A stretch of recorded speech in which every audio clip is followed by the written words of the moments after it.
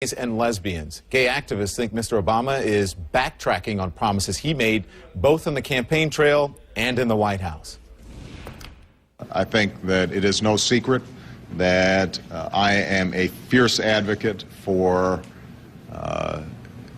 equality for gay and lesbian Americans. It is something that I have been consistent on. And something that I intend to continue to be consistent on during my presidency. We must continue to do our part to make progress, step by step, law by law, mind by changing mind. And I want you to know that in this task, I will not only be your friend, I will continue to be an ally and a champion and a president who fights with you and for you. But the Justice Department is fighting a lawsuit that challenges the 1996 Defense of Marriage Act called DOMA. Well, some see that as hypocrisy. So joining me to discuss this issue, Sirius XM host Michelangelo Signorile, an author. He's in New York. And from Los Angeles, Charles Moran, spokesman for the Log Cabin Republicans. Thank you very much, both of you. So you heard a couple of times there the president and once candidate Obama says, I'm a fierce advocate for gay rights. Has that so far, do you feel it's been the case, Charles? Well, the issue of being an advocate means you actually have to do something. And unfortunately, all we've seen from the White House and the Obama administration is more rhetoric and not a lot of action. In fact, the most we've gotten is a little bit of a circuit party with a Madonna remix in the East Room of the White House, and unfortunately, that just doesn't cut it.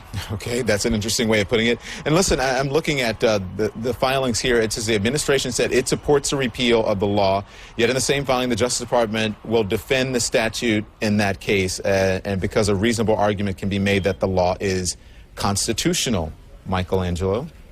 Well, look, the president has spoken very, very supportively of rights for gay and lesbian Americans. He has certainly showed a passion in the past, much more than Republicans. What he has lacked since taking office is courage. Courage to really move forward on repeal of Don't Ask, Don't Tell, move forward on repeal of DOMA.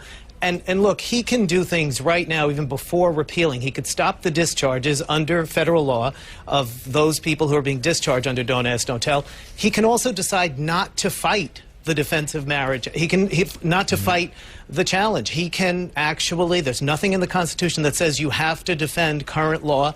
George H.W. Bush actually did not defend current law when he was president because he didn't believe in it, and his Justice Department made the argument that they weren't going to defend it, and the lawyer making the argument in the Justice Department was John Roberts, who is now the Supreme Court Justice, Chief Justice. Michelangelo, I want to follow up with you on that. Log Cabin Republicans is the only organization right now that has a federal lawsuit filed against the Justice Department to block to turn over Don't Ask, Don't Tell on an unconstitutional basis. We're calling on the behalf of the Obama administration to instruct its Justice Department not to fight this lawsuit. Charles and Michael, I mean, this is maybe the one area where conservatives and liberals might actually work together, because it seems that you two agree in tandem on this issue.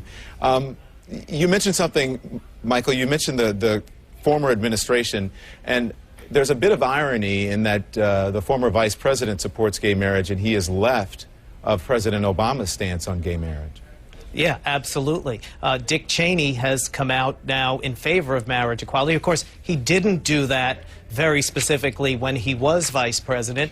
He didn't have the courage himself at that time. Now that he's out of office, he has a lesbian daughter. He is speaking out. Ted Olson, who was George Bush's Solicitor General, is now arguing before the federal courts that Proposition 8 in California should be overturned, that gays and lesbians should be allowed to marry. So, Charles, why then do you think that the gay community feels that the president is not doing as much as they should? Why do you think he's not doing what he promised on the campaign trail? There is so much doublespeak coming out of the White House, and this is the problem. We have seen evidence where Rahm Emanuel's office has instructed their allies in the Congress to hold off on the introduction of legislation that would repeal DOMA and the repeal of Don't Ask, Don't Tell. They are looking for political cover, and they're doing it at the expense of the gay and lesbian community. And that's just awful, given the fact that 70% of gays and lesbians voted for President Obama on the issue of change. And in some cases, you can argue that we sacrificed sacrificed Proposition 8 out here in California for the election of President Obama, and this is what we get, is putting on the brakes, not really taking any action where, you know, action is due. I want to let Michelangelo get into this. Michael, I'll give you the last word. We're out of time. Well, I agree with Charles completely on what's happening around Barack Obama. The big difference from the campaign to now are the people around Barack Obama who are making him move very cautiously on a variety of issues where he needs to forge ahead and be the man with passion who spoke so fervently about these issues during the campaign. Political insiders say the issues that you're talking about, especially when it comes to gay rights, that those are second-term issues. They want to make sure that he gets a second term, and then he will do that.